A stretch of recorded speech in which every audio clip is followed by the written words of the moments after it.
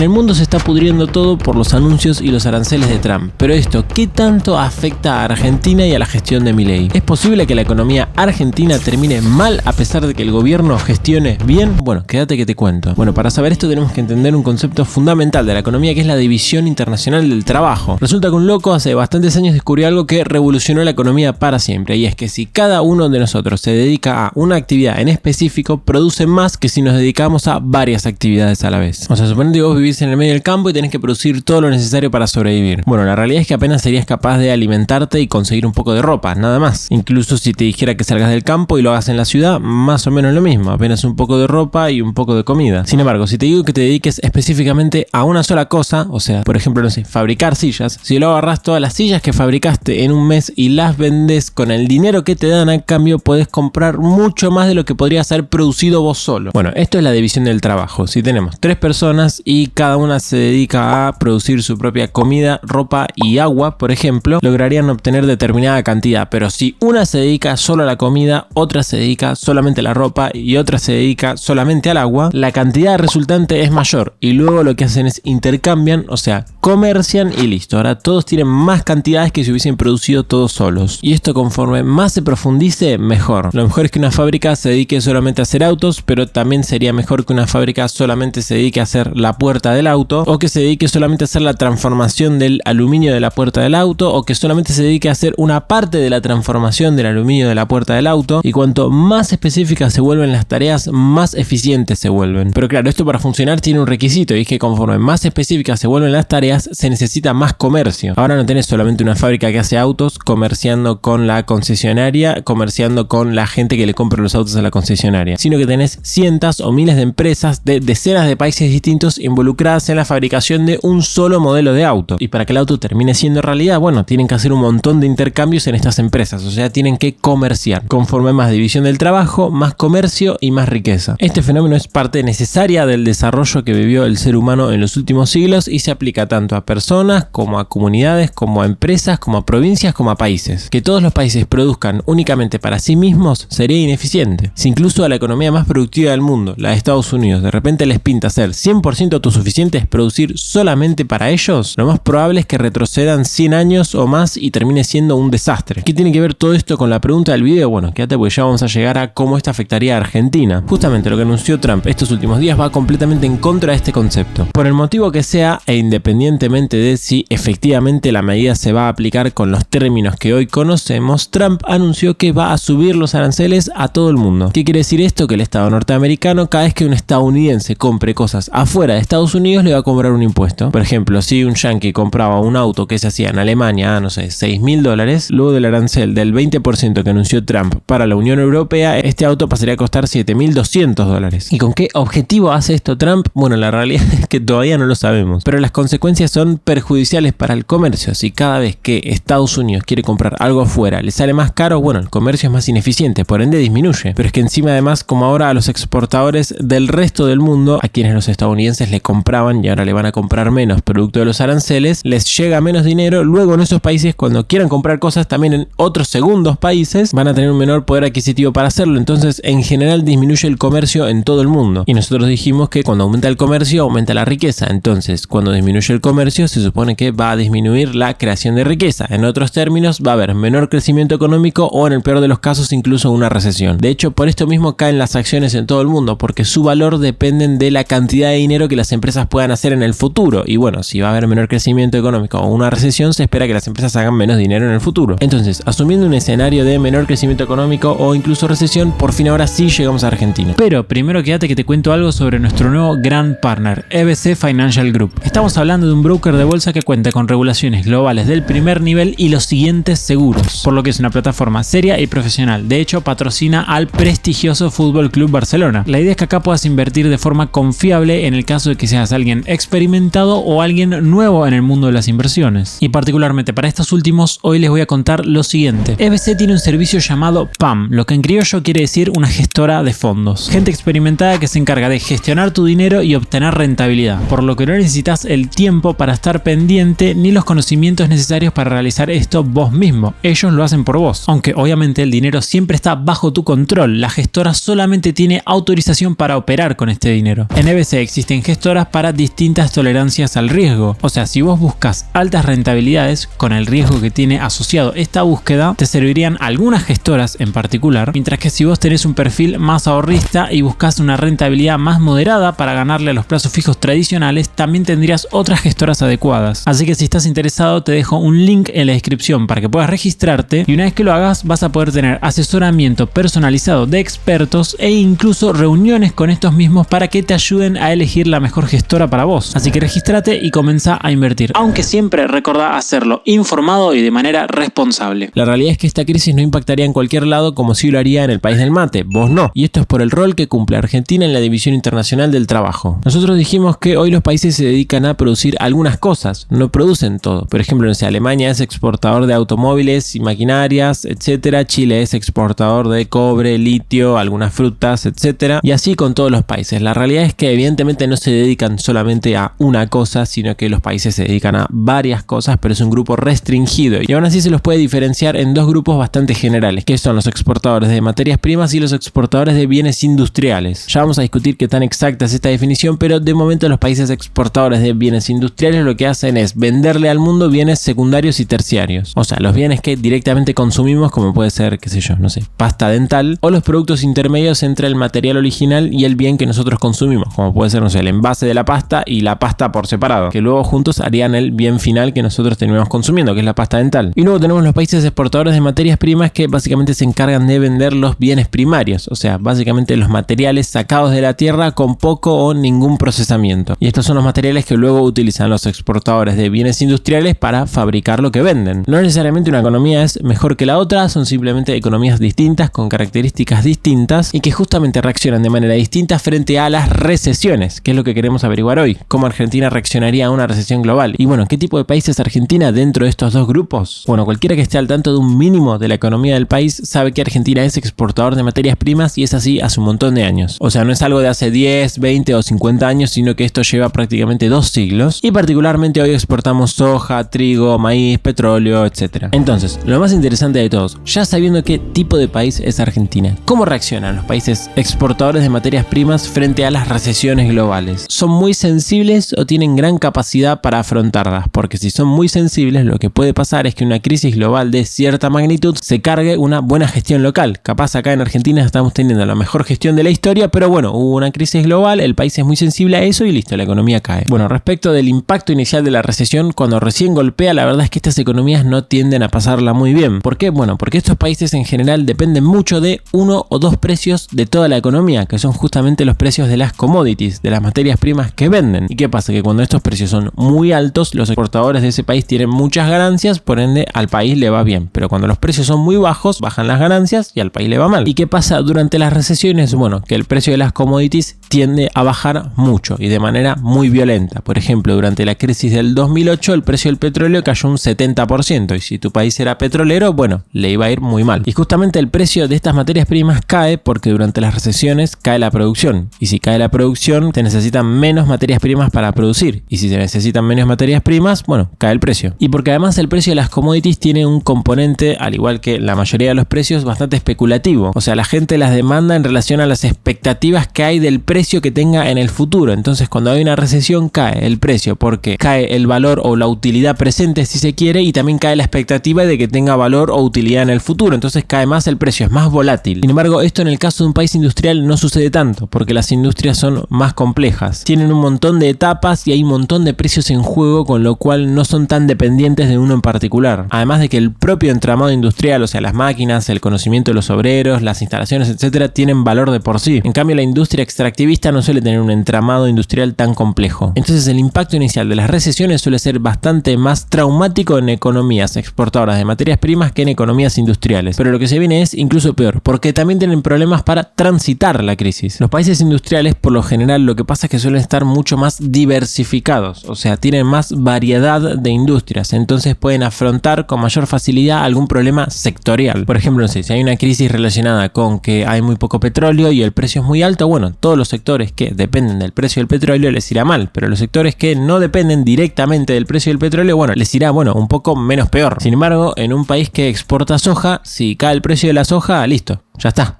o sea, se derrumba todo el país con ello. Pero además los países que están más diversificados y tienen más tipos de industria, lo que suele pasar es que tienen mayor mercado interno. Esto hace referencia a que dentro del país se hacen intercambios y se produce. Hay comercio dentro del país, independientemente de lo que pase en el exterior. Entonces, si afuera en el mundo explota todo, conforme mayor es tu mercado interno, menos impacto esto tendrá. Sin embargo, los países exportadores no suelen tener mucho mercado interno y la mayoría de sus intercambios se realizan con los otros países. Entonces, si esto se cae, también se cae el país. Además, en una crisis global, lo que pasa es que los términos de intercambio suelen favorecer a los países industriales. O sea, los precios de los bienes industriales y de los salarios de dichas fábricas suelen caer menos que los precios de las materias primas. Por lo que suele pasar que para estos países se vuelve más barato adquirir materias primas que en el momento previo a la crisis. Por ende, es más fácil recuperarse. Capaz una empresa está vendiendo menos autos por culpa de la recesión, pero a su vez ahora puede comprar el aluminio más barato. Entonces, una cosa compensa a la otra. Pero para los países exportadores de materias primas es literalmente al revés. Sus ingresos disminuyen más que el precio de los bienes industriales que necesitan importar, por lo que su poder adquisitivo respecto del resto del mundo disminuye, por lo que les es cada vez más difícil comprar afuera. Por ende, la situación se agrava y es más difícil recuperarse. Luego, yendo con un último aspecto, la política económica, la verdad es que anotamos la tercera desventaja para los países exportadores de materias primas. Con la política económica me refiero a las decisiones que puede tomar el Estado para intentar paliar la crisis. Una regla bastante básica es que el Estado,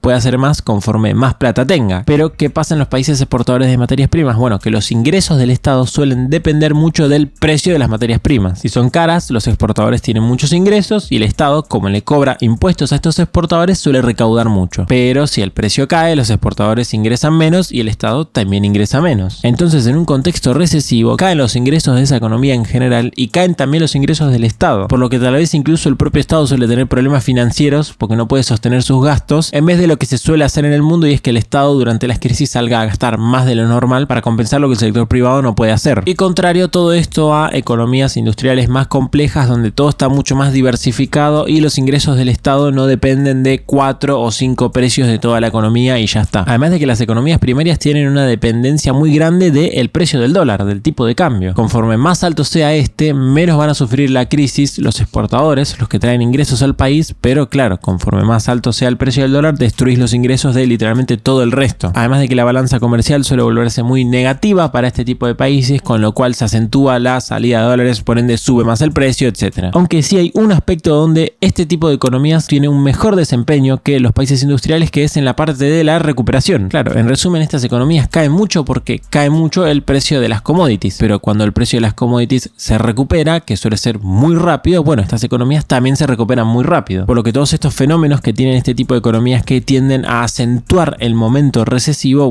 cuando la economía se recupera también acentúan en esa dirección. Suben los precios de la soja, aumentan los ingresos de los exportadores, aumentan los ingresos del Estado, mejoran los términos de intercambio, baja el precio del dólar, etcétera, etcétera, etcétera. Es un círculo bastante virtuoso. Contrario a los países industriales donde la caída suele ser menor, pero a la vez también la recuperación no suele ser tan violenta. Y esto es sencillamente porque las economías primarias suelen ser más volátiles, tienen una beta más grande. Esto quiere decir que cuando al mundo le va bien, a este tipo de economías por lo general les va muy bien, y cuando al mundo le va mal, a este tipo de economías le va muy mal. Si el planeta va en una dirección, estas economías van en la misma dirección pero con mayor profundidad. No son economías ni mejores ni peores, son más volátiles. Y Argentina, particularmente dentro de este grupo de nuestra región, es de las más volátiles de todas. Por ejemplo, si vemos este gráfico y nos concentramos en la línea azul, que es el crecimiento económico de Argentina, vemos que se mueve muchísimo más que la línea verde, que es el crecimiento económico del mundo. Toca picos más altos y picos más bajos, o sea, es más volátil. Pero es que si igual nos comparamos con Latinoamérica, que en su mayoría son países exportadores de materias primas, pasa literalmente lo mismo. Argentina es más volátil que Latinoamérica. Pero ojo, igual hay que aclarar que toda esta diferenciación que yo hice entre países exportadores de commodities y países industriales es exageradamente reduccionista. Todos los países en general se dedican a hacer las dos cosas en simultáneo, solamente que algunos tienen una ponderación mayor de uno de los dos factores, además de que no existen solamente bienes industriales y materias primas, sino que existen otras cosas como los servicios, por ejemplo. Es un esquema que tal vez sí sirve para explicar la economía del mundo mundo de la mitad del siglo XX para atrás, pero a partir de ahí sí que se queda un poco obsoleto. De todos modos, aún así nos sirve y Argentina encaja al 95% con esta definición. Y en conclusión, Argentina efectivamente es extremadamente sensible a los shocks externos, tanto para bien como para mal. Durante el kirchnerismo se hizo todo como el orto, pero ¿qué pasó? Argentina tuvo un shock externo positivo, subió mucho el precio de la soja. Entonces, a pesar de que la gestión local, para mi criterio, fue malísima, al país le fue muy bien. Y si por ejemplo hoy cae, no sé, el precio de la soja, el trigo y el petróleo, por más que Milei haga la mejor gestión de la historia, si la caída de estos precios es muy violenta, la economía también va a caer y va a caer mucho. Tal vez no particularmente justo en 2025, porque en 2025 la economía va a rebotar muy fuerte luego de caer en 2024 y 2023, pero probablemente en cualquier otro año esto sí pasaría. Así que sí, lamentablemente nosotros vivimos en un país donde no es importante únicamente lo que sucede acá adentro, sino que también es muy importante lo que sucede afuera, y muchas veces es incluso más importante. Así que bueno, espero que te haya gustado este video. Acordate de chequear la spam de EBC si te interesa, te lo dejo en la descripción. Si quieres ver más videos exclusivos, unirte al grupo de WhatsApp y aparecer en los próximos saludos, puedes hacerte miembro o Patreon. Muchas gracias a los miembros de YouTube por ayudarme a hacer esto posible. Si vos querés videos exclusivos o entrar al grupo de WhatsApp, no te olvides de sumarte.